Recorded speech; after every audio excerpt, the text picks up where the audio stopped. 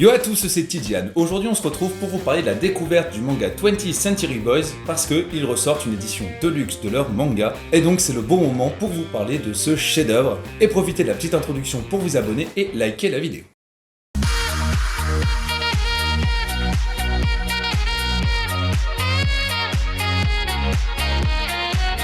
20th Century Boys, très connu dans les mangas, écrit par le maître Naoki Urasawa qui a aussi écrit entre autres Monster et plus récemment Toradora, puisque c'est un manga qui est publié à l'heure actuelle. Il est principalement connu déjà pour son style de dessin, pour le suspense qu'inspirent tous ces mangas. C'est des mangas qui nous font beaucoup changer de notre mentalité par rapport au début, des informations qu'on apprend, puis d'autres informations qui contredisent ce qu'on pensait vrai, etc. Mais aussi et surtout parce que ces mangas parlent toujours de plusieurs moments dans le temps. En fait, dans ces mangas, on suit les mêmes personnages, mais en général, on les suit à l'enfance, à l'âge adulte et peut-être des fois dans le futur. Mais là, aujourd'hui, on va se concentrer sur 20th Century Boys. Le synopsis qu'on a derrière le premier tome, c'est « À la fin du siècle dernier, une crise menaçait d'anéantir l'humanité. Mais ils sont intervenus. En 1969, alors qu'ils n'étaient encore que des enfants, ils créèrent un symbole. En 1997, les premiers signes du désastre à venir se manifestent et ce symbole réapparaît mystérieusement. Cette histoire est celle d'un groupe de garçons qui a sauvé le monde. Pour vous résumer ce manga à ma manière sans vous spoiler, c'est l'histoire d'un groupe de garçons qui sont à l'école primaire, qui se retrouvent dans un champ, qui ont une bande de copains,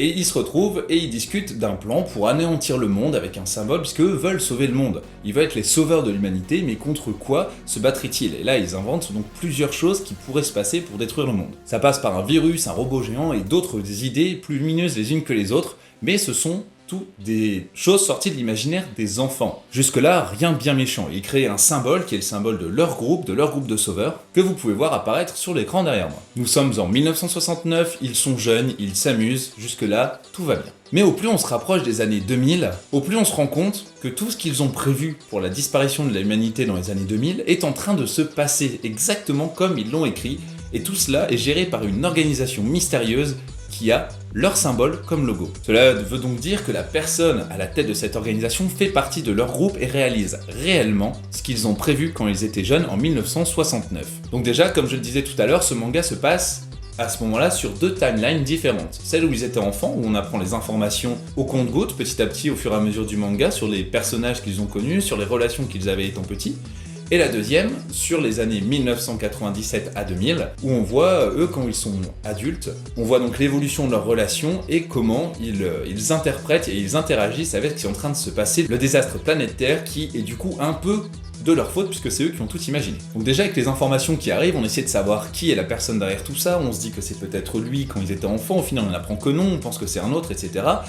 Bref, le mystère reste entier sur qui est cette personne. Mais l'histoire se passe également 10 ans plus tard, dans les années 2010 si je me souviens bien, à l'époque où le manga est sorti, eh bien c'était pas en 2010, donc c'était dans le futur. Et donc là c'est la troisième timeline, donc il y a quand ils sont enfants, quand ils sont adultes, et quand ils ont plutôt la quarantaine-cinquantaine. Dans cette troisième période, donc en 2010, ça se passe avec la fille, entre guillemets, du héros de l'histoire que l'on voit dans les deux timelines précédentes. Je vous épargne les détails, le spoil surtout. Et en fait, ce qui est très intéressant, c'est qu'on évolue en même temps que les personnages apprennent de nouvelles informations. On n'a pas plus d'informations qu'eux, des fois un petit peu, puisqu'il y a certains personnages qui vont avoir une info, les autres ne l'ont pas. Donc nous, on a les informations de tous ces personnages, mais on n'en a pas beaucoup pour autant, on ne sait pas beaucoup plus que eux tous réunis. Ce qui nous met nous-mêmes, en tant que personnages de l'intrigue, qui va vraiment se demander qui est le coupable derrière tout ça, comment ils vont survivre au désastre, comment ils vont arrêter tout ça, et on se demande surtout pourquoi des gamins ont pensé à des trucs aussi ouf, mais ça c'est autre chose, ça n'a rien à voir. Bref, le suspense qui a créé Naoki Urasawa à l'intérieur de ses mangas est vraiment une atmosphère unique, c'est vraiment impossible de définir cette atmosphère, vraiment je vous conseille de lire pour vous rendre compte